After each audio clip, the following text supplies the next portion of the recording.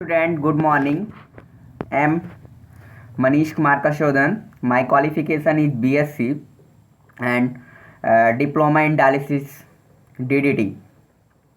In this video lecture series, we discuss fluid. Fluid may be blood.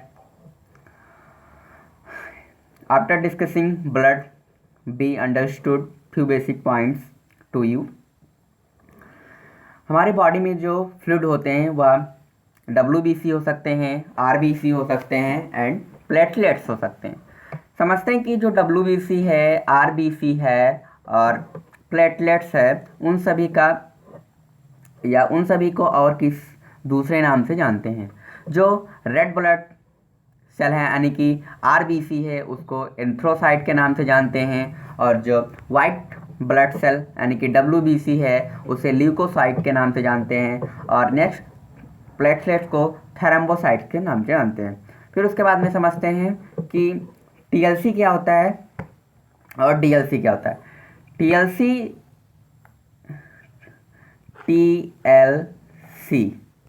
Total leuco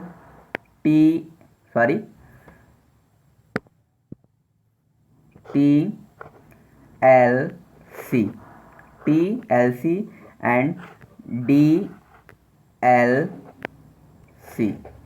समझते हैं TLC और DLC होता क्या। TLC का होता है total leucocyte count, differential leucocyte count. समझ में। TLC DLC की पूरे नाम ये कि जब लैब में हम किसी जो चेकअप कराने जाते हैं उसमें डॉक्टर्स बेसिकली लिखते हैं TLC एंड DLC के चेकअप्स। आप समझते हैं नेक्स्ट स्लाइड पे बी मूव नेक्स्ट स्लाइड।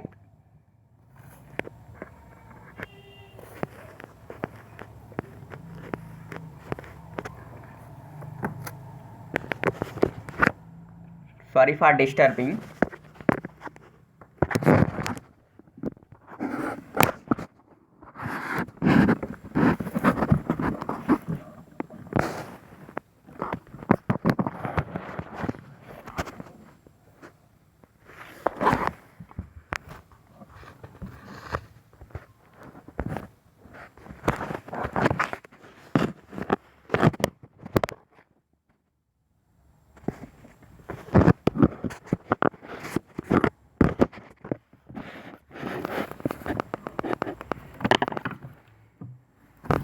समझते हैं ब्लड के चैप्टर में पहले इंट्रोडक्शन।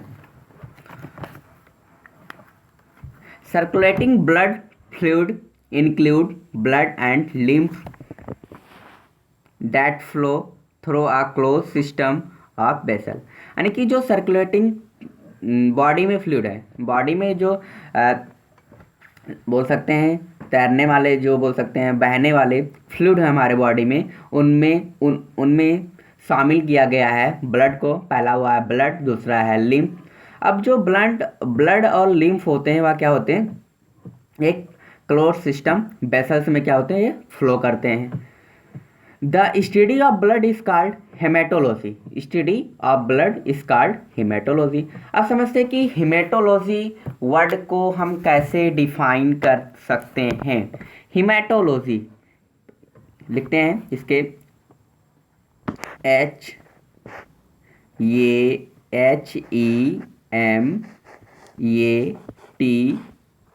हेमेटोलॉजी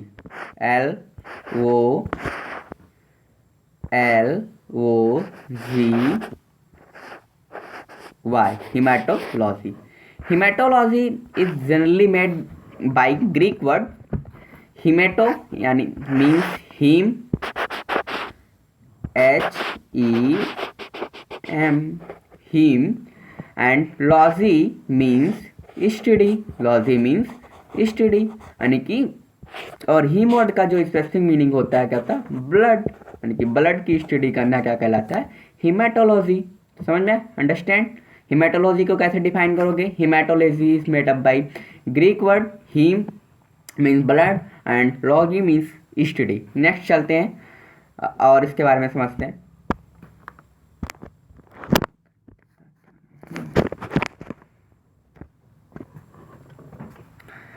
तो कोई पूछे हीमेटोलॉजी होता क्या है, हीमेटोलॉजी होता क्या है, तो haematology is the branch of science which deals the study of blood is called haematology.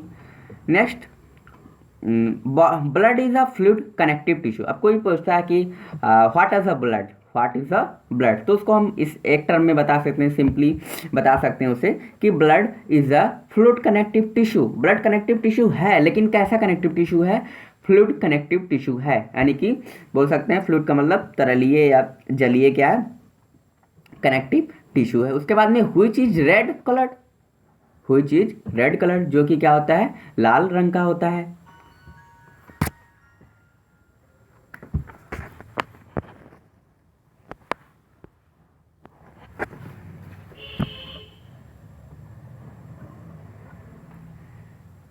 ऑब्क्यूब and alkaline in reaction, और जो क्या होता है, ब्लड क्या होता है, अल्कलाइन नेचर का होता है। एंटेरियल ब्लड इज ब्राइट, यानी anterior blood is bright red, यानी कि जो एंटेरियर ब्लड है, यानी कि जो बोल सकते हैं ऊपर का जो ब्लड है वह क्या होता है, का चमकीला होता है। अब वह चमकीला किस कारण होता है, due to the presence of oxy haemoglobin, यानी कि अगर कोई पूछता है कि जो एंटेरियर ब्लड होता है वह स्लाइटली, एंटेरियर ब्लड जो होता है वह ब्राइट रेड क्या होता है, यानी कि चमकीले रंग का क्यों होता है, तो उसको बताएंगे कि जो एंटेरियर ब्लड होता है उसमें क्या होता है, ऑक्सी हीमोग्लोबिन होता है, और ऑक्सी हीमोग्लोबिन के कारण ही जो एंटेरियर ब्लड होता है क्या होता है, हल्का चमकीला होता है, बोल सकते हैं। नेक्स्ट समझते हैं, and venous blood is dark red due to the presence of reduced haemoglobin. अब जो वेनस ब्लड होता है, जो वेनस ब्लड होता है वह डार्क रेड, यानी कि गाढ़े रंग का होता है, डार्क रेड का होता है। अब वह डार्क रेड का क्यों होता है, due to presence of reduce haemoglobin, क्योंकि जो वेनस ब्लड होता है, वेनस ब्लड का जो बोल सकते हैं रंग होता है डार्क होता है। डार्क इसलिए होता है क्योंकि उसमें क्या होता है, हीमोग्लोबिन की क्या होती है, अमाउंट क्या होती है, कम होती है, यानी कि हीमोग्लोबिन यानी कि एचबी वहाँ पर क्या होता है, रिड्यूस हो जाते हैं। नेक्स्ट समझते हैं, body contains about 5 litre of blood, यानी कि जो हमारी शरीर है उसमें बोल सकते हैं 5 लीटर ब्लड होता है या एकत्रित होता है या उसमें हमारे बॉडी में पाया जाता है, बोल सकते हैं। ब्लड इन एन एडल्ट, यानी कि कोई अगर एडल्ट, एडल्ट का मतलब कोई वयस्क है, वयस्क का मतलब बोल सकते हैं जवान, अगर कोई पर्सन है तो उसमें अगर ब्लड का हम अमाउंट देखें तो वह क्या होता है, 5 लीटर होता है। which comes to about 8% of body weight, और जो कि क्या होता है किसी एक एडल्ट के 8% पूरे बॉडी वेट का क्या होता है, 8% ब्लड होता है। तो ये क्वेश्चन हमेशा हमें ध्यान रखना है कि हमारे बॉडी में कितना लीटर ब्लड होता है, हमारे बॉडी में 5 लीटर ब्लड होता है। अगर कोई परसेंटेज की बात करता है तो टोटल बॉडी वेट का क्या होता है, 8% ब्लड हमारे बॉडी में होता है। और जो अभी मैंने आगे डिस्कस किया उसको भी हमेशा ध्यान में रखना है कि अगर कोई पूछता है हमारे बॉडी में फ्लूइड कितने होते हैं, तो बोल सकते हैं फ्लूइड में भी हो सकते हैं आरबीसी, डब्ल्यूबीसी एंड प्लेटलेट्स। अब फिर उसके बाद में कोई दूसरा क्वेश्चन ये भी कैसे पूछ सकता है कि हीमेटोलॉजी होता क्या है, हीमेटोलॉजी क्या होता है, तो वहाँ पर हम बता सकते हैं कि हीमेटोलॉजी इज गिवन बाय, यानी कि haematology is given by Greek word haematology, क्या ग्रीक वर्ड से लिया गया है। हीम का मतलब होता है ब्लड एंड लॉजी का मतलब होता है स्टडी, यानी कि ब्लड का स्टडी करना क्या कहलाता है, haematology. The branch of science which deals detail the blood is called haematology. फिर उसके बाद में समझ सकते, उसके बाद में क्वेश्चन ये भी पूछ सकता है कि जो आर्ट्रियल ब्लड, यानी कि जो आर्टरी में ब्लड पाए जाते हैं वह ब्राइट रेड होते हैं, यानी कि हल्का चमकीले रंग के होते हैं, क्यों। क्वेश्चन हमेशा ये ध्यान में रखना कि जो आर्ट्रियल ब्लड, यानी कि जो आर्टरी में ब्लड पाए जाते हैं वह हमेशा हल्के हल्के नहीं बोल सकते हैं, ब्राइट रेड होते हैं, यानी कि चमकीले रंग के। उनकी अगर रेडनेस की बात की जाए तो थोड़ा चमकते रहते हैं, रेड कलर के होते हैं, ऐसा क्यों, हल्के चमकीले रंग के होते हैं क्यों, तो उसमें हम बताएं, वहाँ पर आंसर्स करेंगे कि जो आर्टरी होता है, आर्टरी में क्या पाया जाता है, ऑक्सी हीमोग्लोबिन पाया जाता है, इसलिए जो आर्टरी में ब्लड पाए जाते हैं वह ब्राइट रेड होते हैं। लेकिन जो सेकंड पॉइंट क्वेश्चन ये कोई पुटअप कर सकता है हम लोगों से कि जो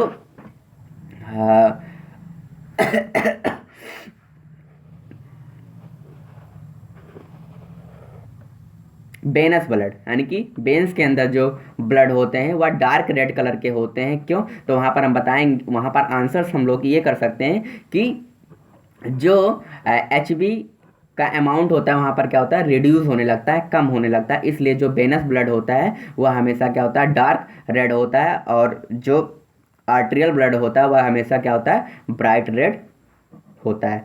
नेक्स्ट समझते हैं function of blood. Function of blood, function of blood, function of blood भी बहुत इंपॉर्टेंट है। बहुत सारे लोग ब्लड को पढ़ के ख़त्म कर देते हैं, लेकिन फंक्शन ही उन्हें नहीं पता होता है। तो ट्रांसपोर्ट ऑफ रिस्पायरेटरी गैसेस, यानी कि जो ब्लड का मेन अगर रोल देखा जाए, ट्रांसपोर्ट ऑफ रिस्पायरेटरी गैसेस, यानी कि जो हमारे बॉडी में गैसेस हैं, बोल सकते हैं ट्रांसपोर्ट ऑफ रिस्पायरेटरी, यानी कि ऑक्सीजन जो श्वसन की गैस, श्वसन वाली जो गैसें हैं हमारे बॉडी में, उसको क्या करते हैं, स्थानांतरण करते हैं। जैसे CO2 और O2 क्या करते हैं, एक्सचेंजिंग में क्या होते हैं, ब्लड इन्वॉल्व होते हैं, मदद करते हैं आदान प्रदान करने में। Haemoglobin is the red blood cell, यानी कि haemoglobin in the red blood cell, यानी कि RBC में क्या होता है, हीमोग्लोबिन होता है, कैरीज, यानी कि RBC में जो हीमोग्लोबिन होता है वह ले जाता है ऑक्सीजन को फ्रॉम द लंग, लंग से ऑक्सीजन को ले जाता है टिश्यू के पास या टिश्यू से फॉर द ऑक्सीडेशन, और उनके ऑक्सीडेशन के बाद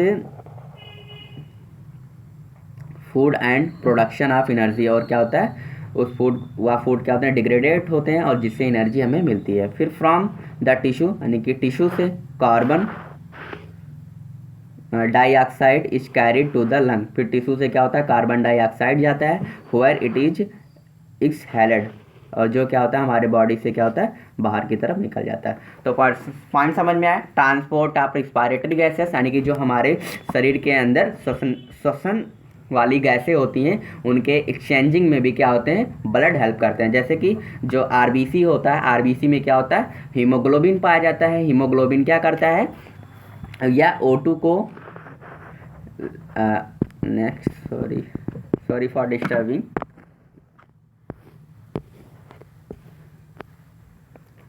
अब RBC में जो हीमोग्लोबिन पाया जाता है वह ऑक्सीजन को ले जाता है लंग से टू टिश्यू। फिर next for the oxidation of food and production, और फिर क्या होता है उसके बाद में जो फूड का क्या होता है, ऑक्सीडेशन होता है, और जिससे हमें क्या होता है, एनर्जी मिलती है फ्रॉम द टिश्यू। अब टिश्यू से जो कार्बन डाइऑक्साइड होते हैं वह क्या होते हैं, लंग के थ्रू क्या होते हैं, बाहर निकल आते हैं। समझते हैं स्केटरी फंक्शन, यानी कि उत्सर्जी पदार्थ में भी क्या होते हैं, ब्लड इन्वॉल्व होते हैं। Various based product of tissue metabolism, यानी कि जो कई सारे बेस्ट प्रोडक्ट होते हैं हमारे बॉडी में, बोल सकते हैं टिश्यू के जो मेटाबॉलिक वेस्टेज होते हैं वह भी क्या होते हैं, ब्लड हेल्प करते हैं उन्हें ले जाने में।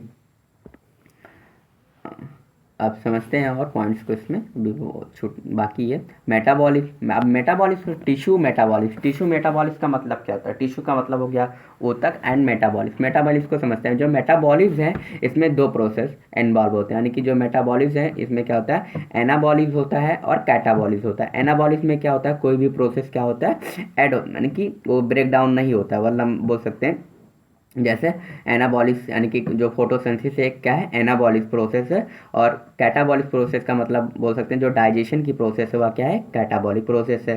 फिर उसके बाद में जो रिस्पायरेशन या ब्रीथिंग की प्रोसेस है वह क्या है, एक भी कैटाबॉलिक प्रोसेस है। नेक्स्ट समझते हैं carried by blood to the secretory channel. अब स्केटरी चैनल्स क्या होते हैं, स्केटरी चैनल्स यानी कि उत्सर्जी श्रृंखला में क्या होता है, पहला किडनी होता है, किडनी के द्वारा भी एक्सक्रीशन होता है, फिर उसके बाद में स्किन हो गया, एंड लंग, ये सब क्या है, स्केटरी चैनल है। तो हमेशा हमें याद रखना है कि जो स्केटरी चैनल्स है उसके एग्जांपल्स क्या क्या है, किडनी है, स्किन है, लंग्स है and etc. Function of blood, function of blood को हम एक चार्ट फ्लो या ट्रिक में समझते हैं। फंक्शन ऑफ ब्लड, ब्लड के कई सारे फंक्शन हैं। पहला, ब्लड क्या होता है हमारे बॉडी में, ऑस्मोटिक प्रेशर को मेंटेन करता है। अब ऑस्मोटिक प्रेशर क्या होता है उसको आगे समझेंगे। ऑस्मोटिक प्रोसेस, ऑस्मोटिक प्रेशर यानी कि बोल सकते हैं जो हमारे बॉडी में बैलेंसिंग का काम करते हैं। नेक्स्ट समझते हैं ट्रांसपोर्ट ऑफ रिस्पायरेटरी गैसेस, यानी कि जो हमारे बॉडी में श्वसनीय गैसें होते हैं उनको भी क्या करते हैं, ट्रांसपोर्ट करते हैं एक बॉडी के बाहर या बॉडी के अंदर भी समझ सकते हैं। नेक्स्ट,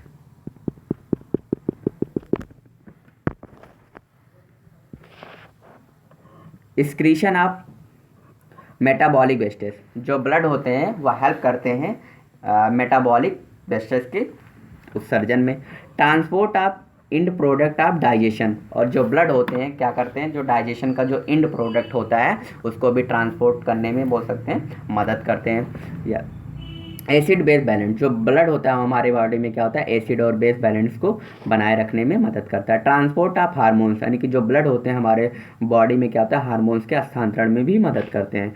प्रोटेक्टिव फंक्शन, जो ब्लड होते हैं हमारे बॉडी को क्या होते हैं, सुरक्षात्मक कार्य भी प्रदान करते हैं। नेक्स्ट समझते हैं रेगुलेशन ऑफ टेम्परेचर, यानी कि जो हमारी बॉडी है ब्लड के थ्रू ही क्या होती है, बॉडी का टेम्परेचर बोल सकते हैं रेगुलेट यानी कि मेंटेन होता रहता है। फिर वाटर बैलेंस, यानी कि ब्लड क्या करता है, वाटर बैलेंस में भी मदद करता है। इतना पॉइंट समझ में आया कि कोई पूछेगा ब्लड का फंक्शन क्या क्या है तो बताएंगे। पहला osmotic pressure, first is called osmotic process, osmotic pressure. फिर second is water balance, transport of respiratory gases, excretion of metabolic wastes, acid base balance, transport of hormones, protective function या protection function बोल सकते हैं। समझ में आया blood के functions. चलते हैं नेक्स्ट स्लाइड पे।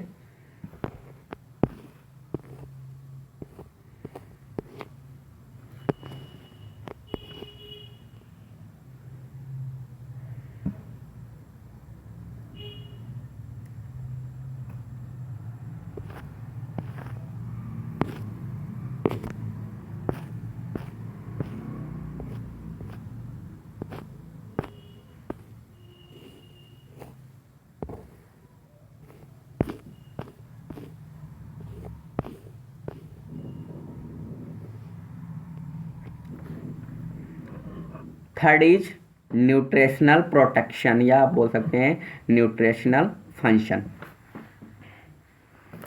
The end product of digestion, यानी कि जो डाइजेशन का लास्ट प्रोडक्ट होता है वह क्या होता है, ग्लूकोज होता है, अमोनिया हो सकता है, अमीनो एसिड हो सकता है, लिपिड हो सकता है, ईटीसी। तो हमें ये पॉइंट हमेशा याद कर रखना है कि जो डाइजेशन का इंड प्रोडक्ट है वह क्या क्या हो सकता है, ग्लूकोज हो सकता है, अमीनो एसिड हो सकता है, लिपिड हो सकता है। पॉइंट को रिपीट करते हैं, जो डाइजेशन का लास्ट प्रोडक्ट होता है वह क्या होता है, ग्लूकोज होता है, अमीनो एसिड होता है, लिपिड होता है। तो 5 बार इसको हम लोग रिकॉल करेंगे। जो डाइजेशन का लास्ट प्रोडक्ट है वह क्या है, लिपिड होता है, ग्लूकोज होता है, अमीनो एसिड होता है। डाइजेशन का जो लास्ट प्रोडक्ट होता है ग्लूकोज होता है, अमीनो एसिड होता है और लिपिड होता है, यानी कि कई सारे हो सकते हैं। तो हमें एक दो तो पता होने चाहिए ना कि डाइजेशन के जो लास्ट प्रोडक्ट है वह क्या है। फिर उसके बाद में समझते हैं are absorb from the digestive system, digestive track. और ये क्या होते हैं, डाइजेस्टिव सिस्टम के थ्रू क्या होते हैं, एब्जॉर्ब होते हैं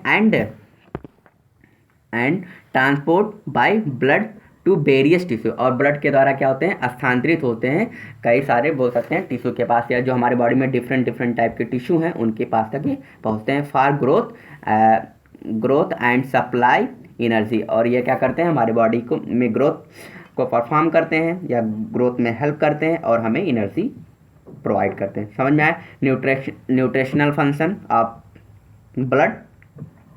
तो इसमें ये कहा गया कि जो डाइजेशन है, डाइजेशन का इसमें जो इंड प्रोडक्ट है वह क्या है, ग्लूकोज है, अमीनो एसिड है और लिपिड है। अब यह क्या होते हैं, जो डाइजेस्टिव ट्रैक होते हैं, यानी कि जो डाइजेस्टिव ट्रैक का मतलब होता है रास्ता, यानी जो डाइजेस्टिव ट्रैक होते हैं उसके थ्रू यह क्या होते हैं, एब्जॉर्ब हो जाते हैं by.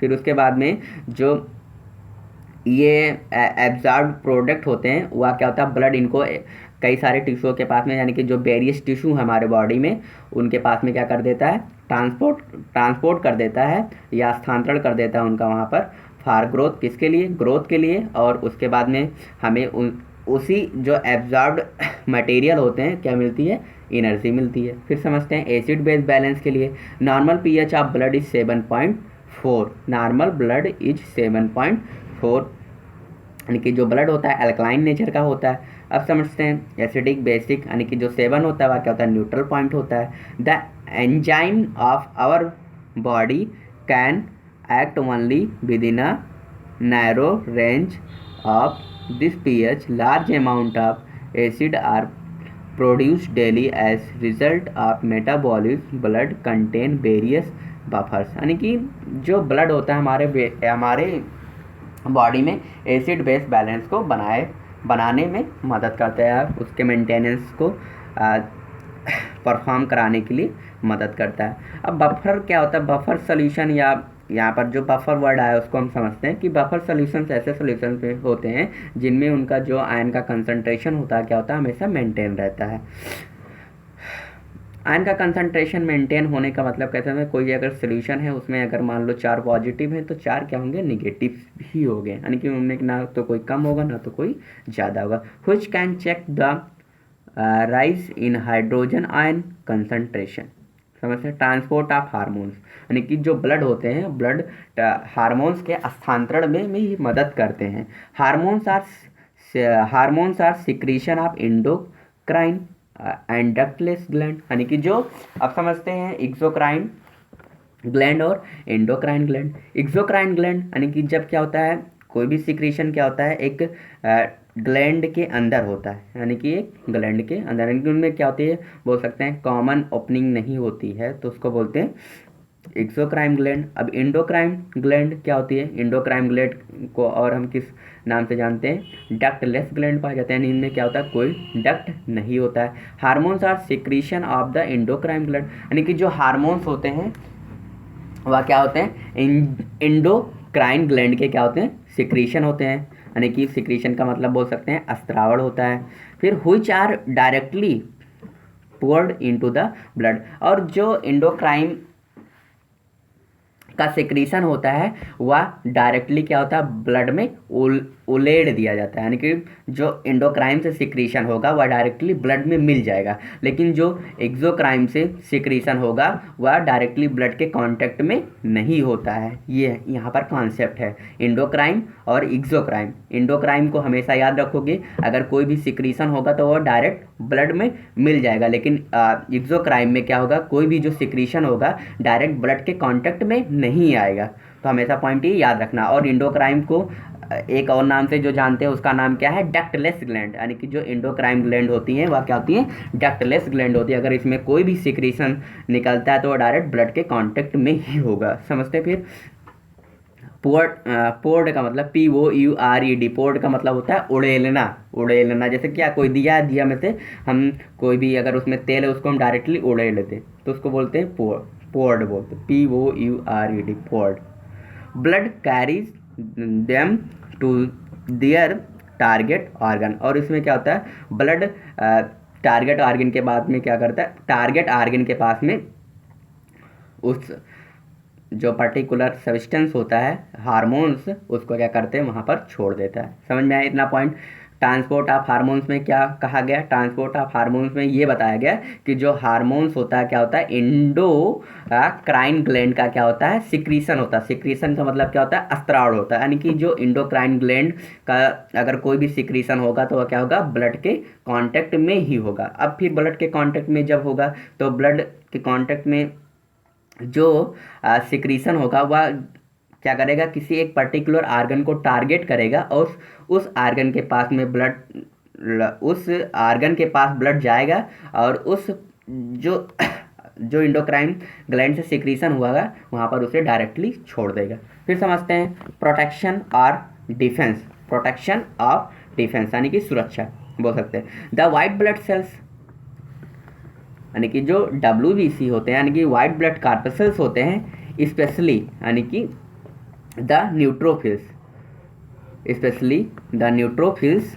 and monocytes can attack the disease causing organism like bacteria, viruses, fungi या fungus etc. blood also contain, यानी कि जो ब्लड होता है ना, ब्लड हमें प्रोटेक्शन में भी मदद करता है, हमारे बॉडी को प्रोटेक्ट या डिफेंस मैकेनिज्म जो होता है हमारे बॉडी में, उसमें भी क्या करता है, मेन रोल अदा करता है blood.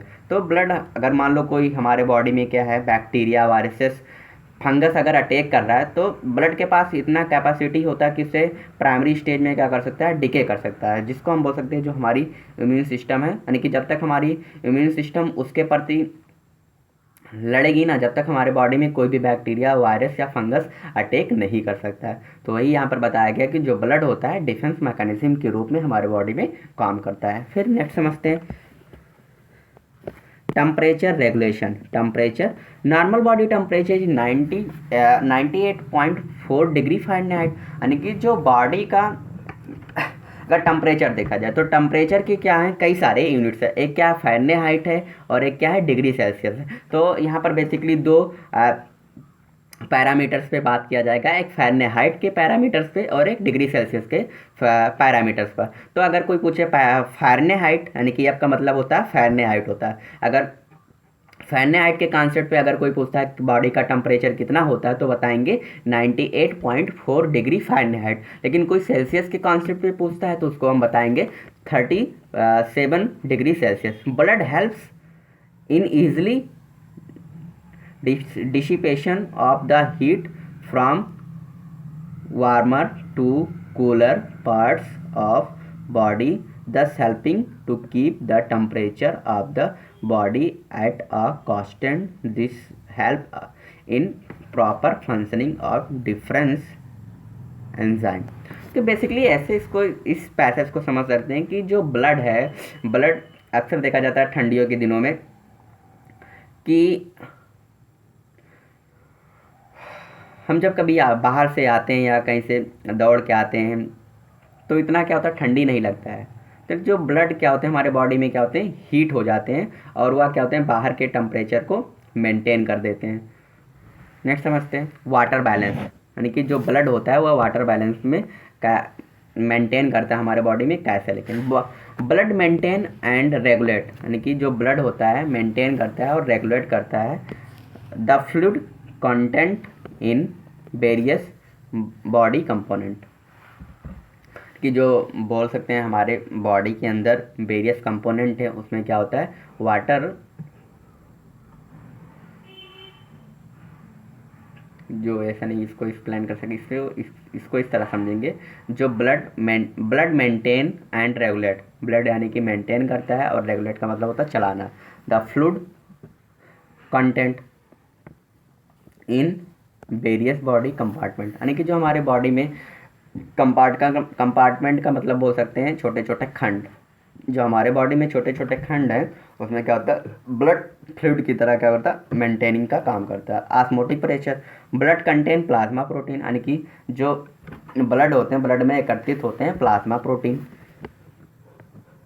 Blood contain plasma protein which strict exert the osmotic pressure, जो कि क्या होता है, ऑस्मोटिक प्रेशर को मेंटेन करता है। This is responsible for the balance of fluid, और ये क्या होता है, फ्लूइड के बैलेंस के लिए क्या होता है, रिस्पॉन्सिबल होता है इन द वैस्कुलर सिस्टम। और वैस्कुलर सिस्टम में जो ऑस्मोटिक प्रेशर होता है फ्लूइड के बैलेंस में क्या होता है, रिस्पॉन्सिबल होता है। अब समझते हैं physical properties of blood. Physical properties of blood, यानी कि ब्लड के फिजिकल का मतलब क्या होता है, बोल सकते हैं केमिकल और फिजिकल को समझते हैं। फिजिकल का मतलब होता है जो हम देख के ही अगर उसको कुछ प्रॉपर्टीज़ को बता दें तो बोल सकते हैं फिजिकल प्रॉपर्टी। अब जैसे ये अगर ये पेन है, पेन की केमिकल प्रॉपर्टीज़ तो हम नहीं बता सकते, लेकिन फिजिकली देख सकते हैं कि यह कितना मोटा है, इसमें कौन सा निब, यानी कि जो पेन की पेन है, पेन में जो नोक है कितने बोल सकते हैं माइक्रोन का होगा, इसके कलर्स को बता सकते हैं। तो फिजिकल का मतलब ये हुआ। अब समझते हैं कलर, बात फिजिकल प्रॉपर्टीज़ आप ब्लड में पहली बात करते हैं कलर की। कलर क्या होता है, ब्लड का क्या होता है, रेड कलर का होता है। अब रेड कलर का क्यों होता है, बहुत इंटरेस्टिंग पॉइंट है। बहुत सारे बच्चों को यही नहीं पता होता कि रेड कलर क्यों होता है। Due to the presence of H B का मतलब क्या होता है, हीमोग्लोबिन, यानी कि जो ब्लड का रंग होता है वह रेड कलर का होता है। रेड कलर का इसलिए होता है क्योंकि ब्लड में क्या होते हैं, हीमोग्लोबिन पाए जाते हैं। यानी कि हीमोग्लोबिन एक क्या है, हीमोग्लोबिन एक क्या है, रेड पिगमेंट है, यानी कि लाल वर्णक है। फिर उसके बाद में बात करते हैं पीएच की। पीएच का मतलब क्या होता है, बोल सकते हैं जनरली बोल सकते हैं पावर ऑफ हाइड्रोजन 7.4। क्या होता है 7.4। स्पेसिफिक ग्रेविटी यानी कि उसकी विशिष्ट गुरुत्व क्या होती है 1.055 से 1.065 होता है। नेक्स्ट समझते हैं अगले स्लाइड पे।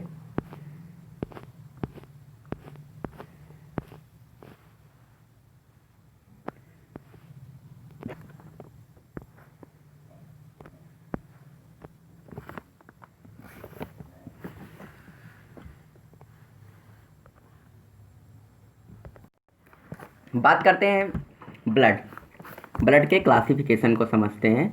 ब्लड या बोल सकते हैं क्लासिफिकेशन, या बोल सकते हैं ब्लड के कंपोजिशन के बारे में समझते हैं। दोनों पॉइंट्स को बोल सकते हैं यहाँ पे। ब्लड के हम समझते हैं कंपोजिशन के बारे में। तो ब्लड में जो प्लाज्मा है, प्लाज्मा कितना होता है 55% होता है। फिर ब्लड सेल्स क्या होते हैं 45% होते हैं। और गैसेस क्या होते हैं कि 45 और 55 को जोड़ लेंगे, जो उसमें से बचेगा, जो रिमेनिंग बचेगा वो क्या होगा, गैसेस की अमाउंट होगी। फिर उसके बाद में जो समझते हैं प्लाज्मा में क्या होता है, जो वाटर होता है 91% होता है, और जो सॉलिड्स होते हैं वह क्या होते हैं 9% होते हैं। अब फिर बात करते हैं जो ब्लड सेल्स हैं यानी कि 45% है, उसमें क्या क्या होता है, आरबीसी होता है, डब्ल्यूबीसी होता है, प्लेटलेट्स होता है। फिर उसके बाद में गैसेस में समझते हैं ऑक्सीजन होता है, कार्बन डाइऑक्साइड होता है, नाइट्रोजन गैसेस होते हैं। फिर समझते हैं कि जो सॉलिड सबस्टेंसेज हैं प्लाज्मा के अंदर वह क्या होते हैं 2 फॉर्म में होते हैं, ऑर्गेनिक फॉर्म में होते हैं, इनऑर्गेनिक फॉर्म में। जो ऑर्गेनिक फॉर्म में होते हैं वह 8% होते हैं, और जो इनऑर्गेनिक फॉर्म में होते हैं वह 1% होते हैं। अब समझते हैं कि जो इनऑर्गेनिक हैं वह क्या हो सकते हैं, प्रोटीन हो सकते हैं, कार्बोहाइड्रेट हो सकते हैं, लिपिड्स हो सकते हैं, एंजाइम हो सकते हैं, और मेटाबोलाइट्स हो सकते हैं, मेटाबोलाइट्स। समझते हैं जो इनऑर्गेनिक है, इनऑर्गेनिक में क्या होता है, पोटेशियम हो सकता है, कैल्शियम हो सकता है, फिर उसके बाद में सोडियम हो सकता है, यानी कि ये सब आयंस हो सकते हैं, और एनायन भी, क्लोरीन Cl- हो सकता है, SCO3- हो सकता है, PO4 3- हो सकता है। तो समझ में आया ब्लड का कंपोजिशन क्या होता है। तो हम यहाँ पर एकदम अच्छे से डेडिकेट होके पढ़ेंगे कि ब्लड के कंपोजिशंस क्या है। ये पेपर के लिए इंपॉर्टेंट भी है। ब्लड की बेसिकली, या ब्लड में बोल सकते हैं 3 कंपोजिशन मेन होते हैं। क्या होते हैं 3 कंपोजिशन मेन होते हैं। पहला क्या होता है, प्लाज्मा होता है, दूसरा याद करना है plasma, second is blood cell, third is gases. Plasma कितना होता है 55% होता है, ब्लड सेल कितना होता है 45% होता है, एंड गैसेस दोनों को ऐड करने पे अगर 100 से उसमें जितना कम होगा उसको हम बोलेंगे गैसेस की अमाउंट उतनी होती है। अब ये लोग आपको करना है। फिर समझते हैं जो प्लाज्मा है, प्लाज्मा में क्या होते हैं 2 बोल सकते हैं सबस्टेंसेस होते हैं। एक क्या होता है वाटर, और एक क्या होता है सॉलिड, यानी कि बोल सकते हैं लिक्विड पोर्शन होता है और सॉलिड पोर्शन होता है। लिक्विड पोर्शन में वाटर को इंक्लूड करते हैं, सॉलिड पोर्शन में क्या होता है ऑर्गेनिक होता है और इनऑर्गेनिक होता है। अब जो वाटर यानी कि जो लिक्विड पोर्शन है प्लाज्मा में क्या होता है 91% होता है। क्या होता है 91% होता है, और सॉलिड जो पोर्शन होता है 9% उपस्थित होता है। फिर उसके बाद में जो सॉलिड में 9 पोर्शन, प्लाज्मा में जो 9% सॉलिड है वह हो सकते हैं ऑर्गेनिक, हो सकते हैं इनऑर्गेनिक, हो सकते हैं। ऑर्गेनिक कितने होते हैं 8% होते हैं, और इनऑर्गेनिक कितना होता है 1% होता है। तो इस चार्ट को अच्छे से रफ कॉपी में बना के याद करना है, क्योंकि ये क्या है मोस्ट इंपॉर्टेंट है पेपर के लिए। प्लाज्मा का कंपोजिशन या प्लाज्मा का बोल सकते हैं डिस्क्रिप्शन कैसे, या बोल सकते हैं प्लाज्मा का क्लासिफिकेशन या ब्लड का क्लासिफिकेशन। ब्लड पता होगा तभी हम प्लाज्मा को भी डिस्क्राइब कर पाएंगे। जब ब्लड ही नहीं पता होगा तो प्लाज्मा को कहाँ डिस्क्राइब कर पाएंगे। तो अगर हम ब्लड को तैयार करते हैं, अगर पेपर में प्लाज्मा आ जाता है तब भी लिख लेते हैं सब। समझते हैं नोट, क्या जो यहाँ पे पॉइंट है note. Specific gravity of blood decrease, specific gravity of blood decrease when when there is fluid overload and increase when there is fluid less and in vomiting diarrhoea it is. समझते हैं। Viscosity, viscosity का मतलब होता है गाढ़ापन। Viscosity का मतलब होता है गाढ़ापन, यानी कि 3.5 से 5.4 3 to 4 time that of water. Water की विस्कोसिटी क्या होती है? 3.5 to 5.4 होता है। अब समझते हैं very important topic, composition of blood. Composition of blood यानी कि जो चैट फ्लो के द्वारा अभी तो समझे कि ब्लड का कंपोजिशन क्या था, या ब्लड का बोल सकते हैं क्लासिफिकेशन, क्लासिफिकेशन नहीं बोल सकते हैं, ब्लड का कंपोजिशन ही बोलेंगे। और बोल सकते हैं ब्लड के कंटामिनेंट बोल सकते हैं, क्लासिफिकेशन के स्थान पे कंटामिनेंट बोल सकते हैं, या उसके बोल सकते हैं ब्लड किन किन चीज़ों से मिलकर बना होता है, ये भी वहाँ पर टर्म यूज़ कर सकते हैं। समझते हैं composition of blood. Composition of blood यानी कि 4.2 चार्ट में हमने पहले ही डिस्कस कर दिया कि जो ब्लड होते हैं, ब्लड में बेसिकली 3 मेजर कंपोनेंट होते हैं। प्लाज्मा होता है, ब्लड सेल्स होता है, गैसेस होता है। ये सब मैंने बात वहाँ पे डिस्क्राइब किया या एक्सप्लेन किया बोल सकते हैं। Blood is compose of plasma and blood cell, यानी कि जो ब्लड कंपोज होता है यानी कि बना होता है वह प्लाज्मा और ब्लड सेल से मिलकर बना होता है। Gases present in blood are, यानी कि गैसेस भी क्या होती है? प्रेजेंट होती है ब्लड में, लेकिन वह क्या हो सकता है? O2 हो सकता है और CO2 हो सकता है एंड नाइट्रोजन हो सकता है। तो हमें ओनली वन ये नहीं बताना कि जो ब्लड होता है ब्लड में खाली प्लाज्मा और ब्लड सेल्स होते हैं, ये भी हमें इंक्लूड करना है वहाँ पे कि ब्लड में प्लाज्मा, ब्लड सेल और गैसेस भी होती हैं। लेकिन जो गैसेस होती हैं हमारे ब्लड के अंदर, उसको भी हमें याद रखना है। उसमें गैसेस क्या होता है? O2 होता है और कार्बन डाइऑक्साइड होता है, नाइट्रोजन होता है। फिर उसके बाद में समझते हैं blood cell are formed element. Blood cell और फार्म्ड एलिमेंट। फार्म्ड एलिमेंट हमारे बॉडी में क्या होते हैं? कितने परसेंट होते हैं? 45% होते हैं। कितने होते हैं? 45% होते हैं। अब आरबीसी है, आरबीसी, डब्ल्यूबीसी, प्लेटलेट्स। अभी इसको मैंने पहले ही डिस्कस किया कि जो आरबीसी को किस नाम से जानते हैं, डब्ल्यूबीसी से को किस नाम से जानते हैं, प्लेटलेट्स को किस नाम से जानते हैं। तो ये हमें आप लोग कमेंट सेक्शन में बताएंगे। कल के लिए होमवर्क है। आरबीसी को हम इंथ्रोसाइट के नाम से जानते हैं। इंथ्रोसाइट यानी अब ये क्या होता है? हमारे बॉडी में कितना होता है? 5 मिलियन होता है। कितना होता है? 5 मिलियन होता है। फिर उसके बाद में डब्ल्यूबीसी की बात करें तो उसको ल्यूकोसाइट के नाम से जानते हैं। ल्यूकोसाइट के नाम से जानते हैं। फिर उसके अगर बाद में बात करें और ल्यूकोसाइट क्या होता है? 4000 से क्या होता है? 11000 होता है। mm³ ऑफ ब्लड होता है। फिर प्लेटलेट्स और थ्रोम्बोसाइट्स की बात करें तो इसकी संख्या लाखों में होती है। फिर बात करते हैं प्लाज्मा। प्लाज्मा बेसिकली जो इनका अमाउंट होता है कितना होता है? 55% होता है। 55% में क्या होते हैं? इनमें 55% अगर प्लाज्मा है तो उसमें 2 मेजर कंपोनेंट होंगे या मेजर कंपोजिशन होंगे। एक पहला क्या होगा? लिक्विड होगा और एक क्या होगा? सॉलिड होगा। लिक्विड में क्या होगा? वाटर होगा एंड सॉलिड में क्या होंगे? ऑर्गेनिक और इनऑर्गेनिक होंगे। तो पॉइंट्स याद रखना है। सॉलिड क्या होता है? 9% होता है, लेकिन जो लिक्विड पोर्शन यानी कि वाटर जो होता है 91% होता है। अब सॉलिड पोर्शन की बात करते हैं। इसमें पहला क्या होता है? इनऑर्गेनिक होता है। इनऑर्गेनिक का जो परसेंटेज होता है प्लाज्मा के अंदर क्या होता है? 1% होता है और ऑर्गेनिक का क्या होता है? 8% होता है। अब समझते हैं इनऑर्गेनिक कॉन्स्टिट्यूएंट। इनऑर्गेनिक कॉन्स्टिट्यूएंट या अवयव बोलते हैं। कॉन्स्टिट्यूएंट की हिंदी मीनिंग समझते हैं आप। Plasma are electrolytes. अब इलेक्ट्रोलाइट्स क्या होते हैं? इलेक्ट्रोलाइट्स यानी कि ऐसे आयंस जो पॉजिटिवली भी और निगेटिवली भी बोल सकते हैं, शो करते हैं, उसको इलेक्ट्रोलाइट्स बोलते हैं।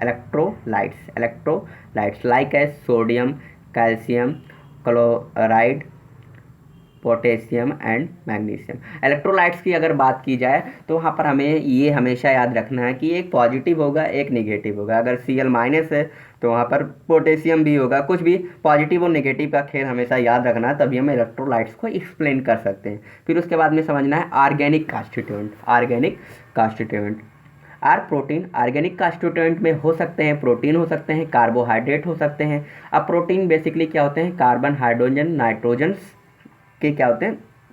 डेरिवेटिव्स या बोल सकते हैं कंपाउंड होते हैं। और जो कार्बोहाइड्रेट होते हैं, कार्बन, हाइड्रोजन, ऑक्सीजन के क्या होते हैं, कंपाउंड होते हैं। Lipid and enzyme, these are basically made up by carbon, hydrogen, oxygen and nitrogens. Metabolites like bilirubin, urea, uric acid, creatinine, etc। अब फिर बात करते हैं प्लाज्मा के बारे में। Plasma is a clear slightly yellow liquid. Plasma एक क्या है, साफ, स्लाइटली का मतलब होता है हल्का, येलो का मतलब होता है पीला, लिक्विड का मतलब होता है तरल। यानी कि प्लाज्मा एक क्या है, साफ, हल्का पीला तरल पदार्थ है। कंटेनिंग अ लार्ज जिस कंटेनिंग का large number of organic and inorganic substance, जिसमें क्या होते हैं, ऑर्गेनिक और इनऑर्गेनिक पदार्थ एकत्रित होते हैं या उसमें होता है। कंटेन का मतलब होता है एकत्रित करना। डिजॉल्व्ड इन वाटर, और जो क्या होते हैं, वाटर में डिजॉल्व होते हैं। Plasma contain approximately 91% of water.